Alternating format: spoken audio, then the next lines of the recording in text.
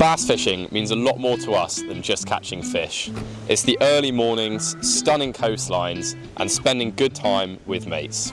Instead of battling the 50-mile-an-hour winds that are hitting the UK currently, we thought we'd take this opportunity to answer your guys' questions and sit down and run over our bass fishing step by step.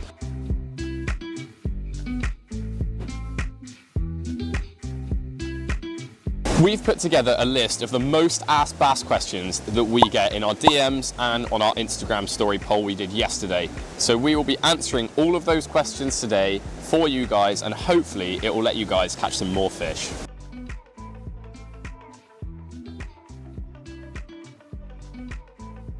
So probably the question we get asked the most is about marks. So Ollie, when we're looking for a bass mark, what do we look for and how do we figure out when the bass are actually there? So I think the main thing when you are looking for a mark is just showing up and just seeing if you can see the fish. Sight fishing is quite a big thing. Maybe not so much on the open coast, but in the estuaries. On the open coast, it's just going to a mark that looks like it could produce fish and giving it a crack. Going down there, all states of tide, even sometimes different states of daylight, like early morning or late night can produce really well. Just make sure you're safe when doing so. And just trying out different lures, different techniques, and they can give you the best chance of some fish. And one thing I'd add to that is we have done a video on what to look for in a bass mark in specifics of ground. So if you want to watch that, we'll tag it at the top there. But basically the main things you want to do, like Ollie said, is just fish at all states of daylight, all states of weather, and whatever you can really, whatever's safe.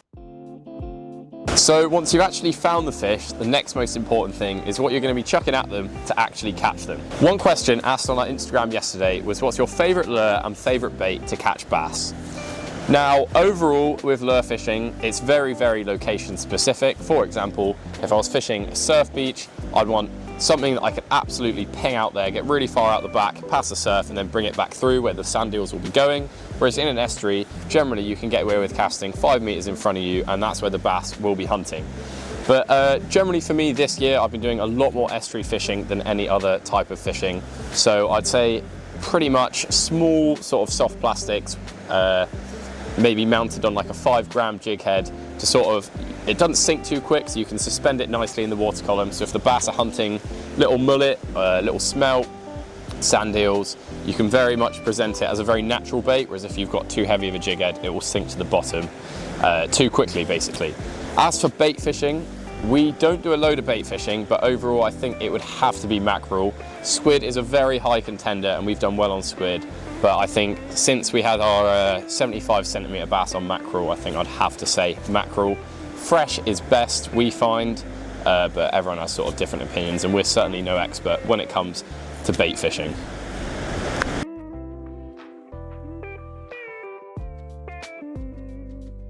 So sticking on the sort of lure subject, we've got another question here sort of talking about what sort of lures to use at what sort of time of year. So generally starting off the season, you're using sort of smaller lures as the fish are feeding on sort of like the pin sand eels, and then throughout the year sort of like following the bait fish size with your lures and just slowly getting bigger. Some marks this doesn't work, like if you're fishing up into an estuary, they can be more locked in on sort of just a smaller fish, but it depends mark to mark. Generally, that's the sort of advice is to, throughout the year, just increase the size of your lure. And then again, the same with colour. That plays sort of a big part into it, especially if it's like nice visibility. You want to be using like a green natural coloured lure or anything that they sort of look at and don't turn a sort of nose up to. And then if it's a bit murkier, maybe sort of like a black, so you're trying to cast a sort of silhouette, they're seeing it as almost sort of a shadow. So that again, just following that sort of like visibility in the water can really help and play a part in the fish you're catching. Another question that's very popular in the bass fishing scene is, does gear really matter, or does skill and knowledge take the cake and is the most important thing?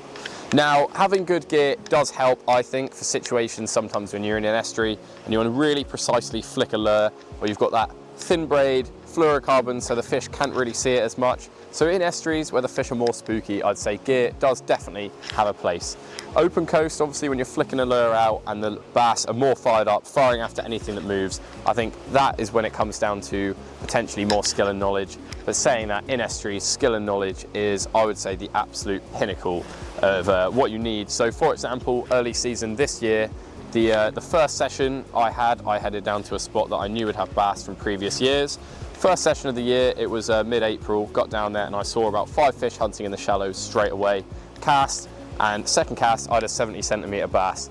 And that was purely from knowledge I built on previous years. It was literally the gear I had with me. I wasn't really ready to catch a fish, let alone a fish of that caliber, that early on in the season. But it just goes to show that sort of figuring out your marks, figuring out the tides, and just building that sort of base knowledge does really help. A lot of people are sort of like, well, how do I know this thing? It does eventually just come to you. And I'm not saying I know it all, I know very little apart from the specific marks that I fish. But I think overall, eventually you do just sort of learn what's good, when is good, and when to go. And you can sort of maximize your time and you can go when it's sort of the best chance rather than flogging a whole day and catching 1 or 2 fish. So moving on to the next couple, we're going to do 2 in 1 here because they are a bit shorter. The first one being what is our favourite time of day to fish, and the second one being our favourite memory while bass fishing. So the time of day one's pretty simple. We like to get out early morning. It's way more rewarding to catch a fish when you get up early and go out, and it's absolutely lovely watching the sunrise as well. We've always done well in the morning, but regardless, we've also done really well at night. So it kind of just depends when you can get out. It shouldn't affect it too much. But yeah, moving on to the next one, which is our favourite memory, which completely goes against what I just said. But this was CLF, which is Cornwall Lure Festival, and this was last year. We went out to a completely brand new mark on the open coast, bright sunshine, and we had, I think it was about 100 each, between 45 and 55. So it was an absolutely phenomenal day, just incredible, especially for a brand new mark as well. It was just absolutely brilliant. There was one point we were up to about here in the water with just our jeans and clothes on because it was just that good fishing and it was warm enough to do so. So yeah, that was our best memory and the best time of day to fishing. Quite a popular question we get asked is what setups do we use? Do we like tailor it to different situations? Now sometimes we do, so for example, estuary fishing you use like thinner braid. Open coast you sort of want a longer rod so you can cast further, etc. But overall we try and keep it quite consistent. As a lot of you channel viewers may know, we were sponsored by Rapala earlier this year, so we've been sticking with their gear, using that throughout our fishing, whether we're out on the boat, on the shore, and all that. And to be honest with you, I found it quite easy to do all my estuary work and boat work using the same sort of setup. A lot of people would have a different opinion and they have like multiple different rods for different situations. And I do at home, but this year I've really stuck with their gear and it has worked out for me, to be honest with you. So it goes to show that you don't always necessarily need to switch it up, but the main thing I do switch up is my leader strength. So off the boat I'll go like 20, 30 pound, whereas at the shore between 10 and 20 works just fine. Moving on to a slightly different question, someone asked, how often should you stick at a new mark before you decide it's time to actually move? Now, that is quite subjective, as a lot of these questions are. Yeah, so you've got to play to the conditions. So if the conditions where you are aren't safe or aren't very fishable and there's a mark you can see that is, I'd definitely sort of move towards there. And if there's birds working at a certain spot, then I'd definitely move towards them. But generally I try and stick it out where I am unless you've got those exceptional circumstances. But the main thing to remember is sort of once you've found a mark, stick with it and figure out when the fish are there, because you could cast the best lure in the world at fish, but if there's no fish there, you won't catch anything, and that is a promise. So yeah, generally try and stick at the same marks, but hop around the sort of same coastline, maybe different sessions to try and figure out what works best, where the tide's pushing the bait fish and where the bass will be holding. Again, that is all covered in our other bass video, which we will link in the description below and at the top of this video. So there we go, hopefully we've hit the sort of main questions that you guys wanted answering. That being said, that is obviously all our opinion. That's what we think. There's a lot of people with different opinions out there. If you've got different opinions or different advice that you think we should try or other people should, definitely leave it down in the comments below. So yeah, thank you guys so much for watching. It's been a different style of video today, so hopefully you've enjoyed the sort of more informative content than it has just been us going out and fishing.